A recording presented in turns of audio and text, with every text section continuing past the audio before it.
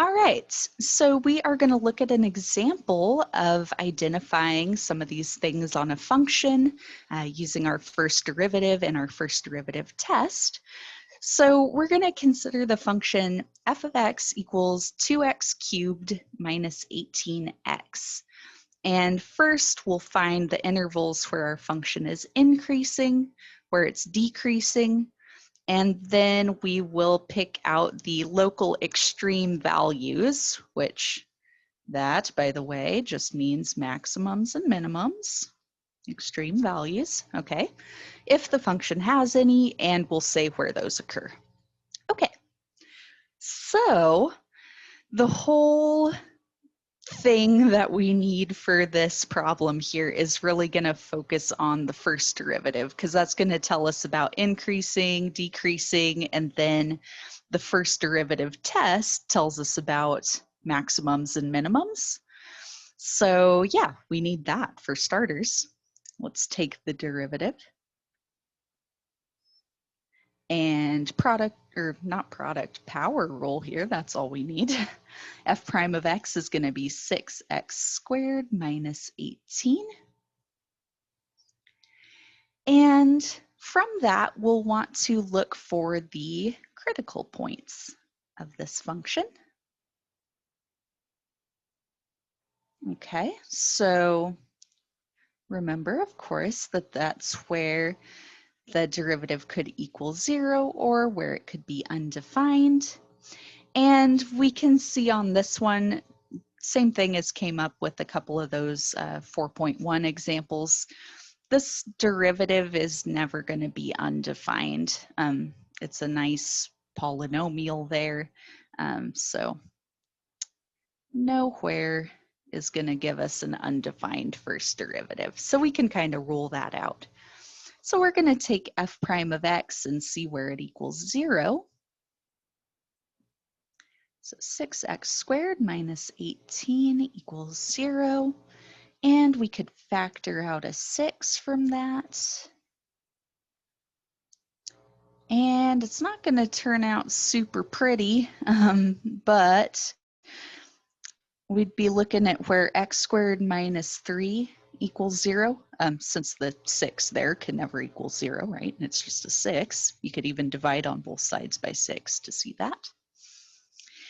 And so we'd want places where x squared equals 3. So that would be x equals our two different square roots, plus or minus square root of 3. Remember that plus or minus, because it really does make a difference on this problem. And so those are our two critical points there. Now, how we can set ourselves up well for solving all the pieces of this function is with testing our first derivative, and I like to use a number line for that. So I'll label this as testing the first derivative, f prime of x. And so we'll make a little number line here. And this is going to be used for f prime of x. Okay, but we're going to put x values on here. So start with putting your critical points, negative square root of 3 and positive square root of 3. Which, by the way, if we need it, is about negative 1.7 and positive 1.7, just in case that helps. Okay. And we know that the derivative f prime of x is 0 at both of those spots because that's how we actually came up with those numbers, right? So you can put a little solid dot on those to show that the derivative was defined. It's just that the derivative was 0 there and there. Okay. But what we're really most interested in here is testing the derivative values in these different intervals. So we got 3 different intervals to look at there, and we want to see if the derivative is going to be positive or negative in each one of those, because that'll tell us about increase and decrease, and then if things are going to be a maximum or a minimum. So you can pick an actual value in each of these ranges. So you could do like testing over here, anything that's less than negative square root of 3, less than negative 1.7-ish. And seriously, use whatever number you want. I'll just go like -3 because I know that's definitely less. And you can see what the derivative is going to be at that point because we know our formula for the derivative. 6x squared minus 18. All right. So when we plug in -3, that would be 6 -3 squared minus 18. And so that would be, okay, 6 times 9 would be 54 minus 18. And that would be 36, I believe. Yes, okay, good. So we can see that, all right, value 36, it's positive 36. So the derivative is definitely positive over in that interval. And just to kind of give that some symmetry for this interval over here, I'd probably end up testing x equals +3 for that far right-hand interval.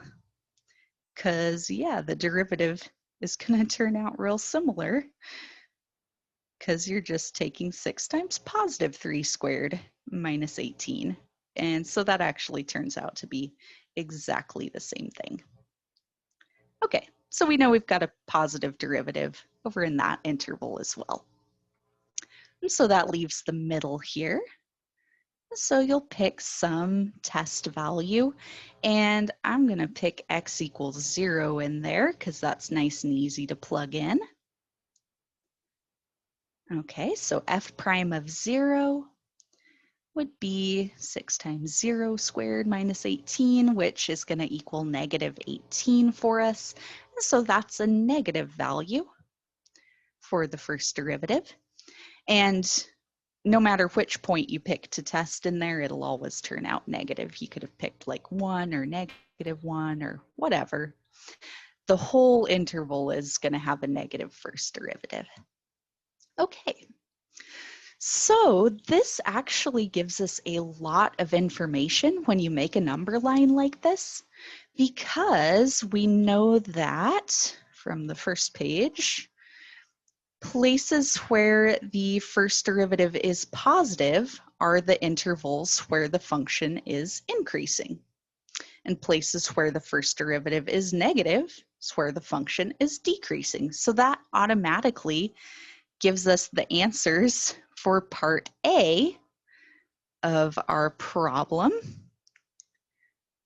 Okay, we can identify our intervals of increase and decrease. So this function is increasing where the derivative is positive. So that would be here and here. And so you just list those two intervals in interval notation. So this left-hand one over here is everything from -∞ up to -√3. And then on the right-hand side over here, that goes from +√3 off to +∞. So there's our increasing places. And then our interval of decrease is going to be right in the middle here, where the derivative is negative. Okay, so the function is decreasing as long as we're between -√3 and +√3.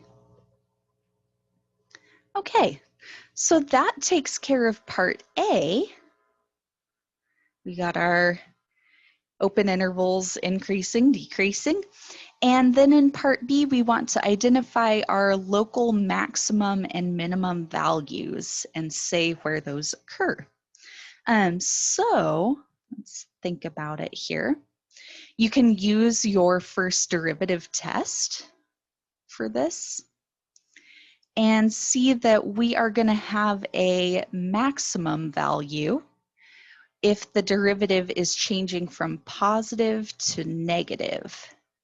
Okay, so that would be positive to negative. So the critical point right here where it shifts, that's going to be a maximum right there. Okay. So sometimes, since I am very much a picture person, I like to sketch in what's going on because the positive derivative here indicates increase, and then the negative derivative here indicates that our function is decreasing. So if you kind of follow that shape, increase to decrease, that shows you that this critical point is going to be up at the top of a hill, and it's going to be a local maximum. So yeah, that will be a local max for us. And if you think back to how we answered this, I think in 4.1, we might have just done it with absolute maximums back there. But to show me that you know where the x value was, I like it when you put f of negative square root 3 like that. And then you can find the y value to go with it. So remember, when you do that, you'll plug back into the original function. Okay, so you do 2 negative square root 3 cubed minus 18 times negative square root of 3. Definitely feel free to use your calculator for that. And you will get approximately 20.8. Okay. And then if we want to look for a local minimum value, you can probably guess where that one's going to be, but let's just verify here.